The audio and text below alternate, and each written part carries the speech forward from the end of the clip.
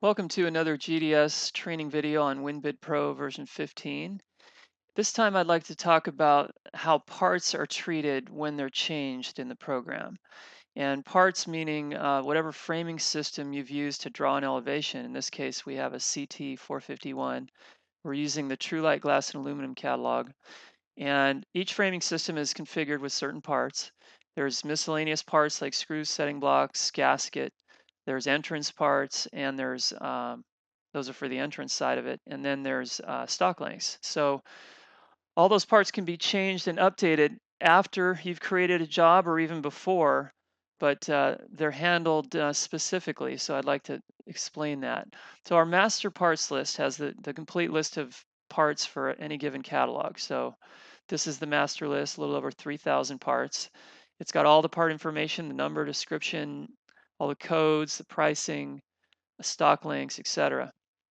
If we were to change part information here, any job we create from now on would have all that information.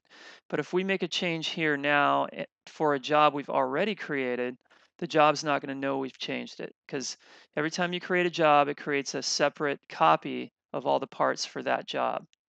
So let's go over that first. To get to the copy of the parts for the job, we have to go to the jobs window and then up to our little tool drop down here for current job update utilities, and then edit job parts. So if we click edit job parts, this shows us a list of the parts that are being used specifically for this job. And I can change anything in here. Like let's say this dash 2, CT451-2. TrueLight does a good job of naming their parts with system names in them, so it's easy to identify. So let's say I want to change this to a 290 stock length. This is a stock length part. And I want it to be $200 instead of 193 for the clear color, which is what this job is using. So I've changed those. And then I can go back to, if I were to go back and look at my final parts now, remember we were dealing with CT451-2, I'm not going to see those changes. It never picked them up. The reason is the optimizer is what gathers the data for the stock lengths, and that optimizer was never updated. So when we go into the optimizer, we need to hit get elevation parts. So anytime a job elevation changes, whether it's the parts for it or the drawings themselves, we have to hit get elevation parts in the optimizer. That's what updates it. And once we do that, it collects all the cut pieces, it gathers all the part pricing and stock length information and all that. And then we need to optimize to figure out what the stock lengths, what the counts are. So it figures that out. And we can see the change right here. The 451-2 part is changed to 290 stock length and $200 for the cost. So our changes were made. Now, important thing to remember is that that change is just made for this job. It's not applied to the master parts list. So if I were to go search for that part, the CT451-2 is what I changed. You'll notice it's still a 288 and it's still a 193 in the master list. So if I want a part to change in the master list so that from now on it's whatever it needs to be, and I want my current job to pick that change up, here's what we have to do. So let's say I'm going to change this dash 31 part. Let's say I want that to be 290 and I want that price to be 210 instead of 203. And I like to arrow down to get off of the record I changed so that it takes care, saves it especially for sure, and then moves down to the next record. So it's supposed to save it obviously when you click close, but I just like to arrow down or click on the next record anyway. So we hit close. So now I've changed it in the master parts list. Our job still doesn't know that I've made that change. So what do? I have to go to jobs, back to this little update utility window, and then I have to hit update parts for current job. Now, this is telling me basically what it's going to do. It's going to update the parts from the master, and then it goes ahead and does it and confirms the update was made. Now, since I've changed a stock length part, the optimizer still doesn't know about it. I can go into the master parts list, or I'm sorry, the final parts report, and open it up and see, which I'll do. And the dash 31 part is still a 203 price. So we never re-optimized basically. So That's what we need to do to find that new price and the new stock length that we made a change to. And remember, the step was this time we went to the master parts list, we applied the master change to the job. Now we're having to get into the optimizer, get the elevation parts again, and then re-optimize. So getting the elevation parts picks up the changes we made. Re-optimizing figures the new stock length count based on whatever the stock length is. So here's our 451-31, and it now has that new stock length of 290. It has the price of 210. So that change was made. Now note, we previously changed the dash 2 part to 290 and 200. That change was actually lost.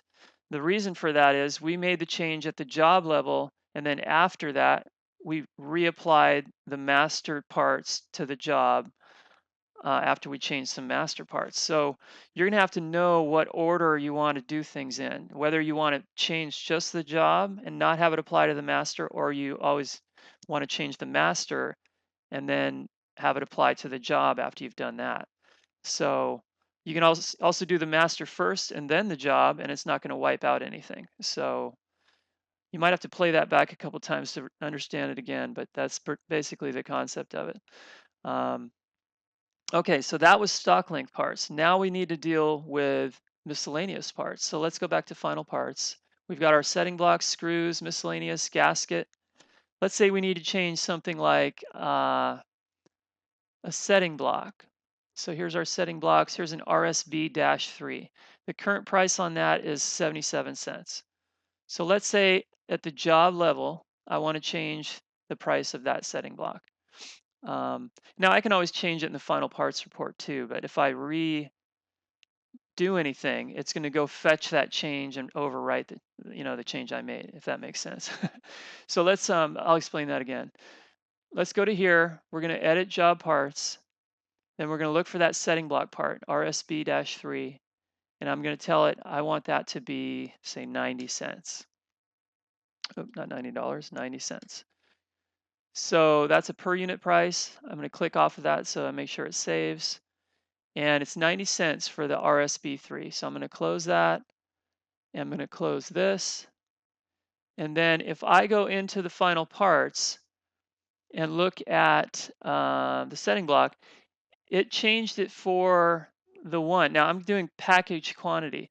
So the thing that happens is the elevation, uh, every time the elevation is redrawn, it goes and fetches the part information for miscellaneous and entrance parts. It doesn't do that for stock length parts because the optimizer is what takes care of stock length. So it probably redrew the elevation we were sitting on when we got out of the job window, but it didn't redraw the second, third, or however many elevations there are after that one. So it's going to probably update one of the elevations, but you need to actually redraw all the elevations. And we're actually in the next update, the 0.34 and on update for the GDS for WinBidPro is going to ask you if you want to redraw your whole job so that it goes through and updates each elevation to make sure it picks up any changes you made to the miscellaneous.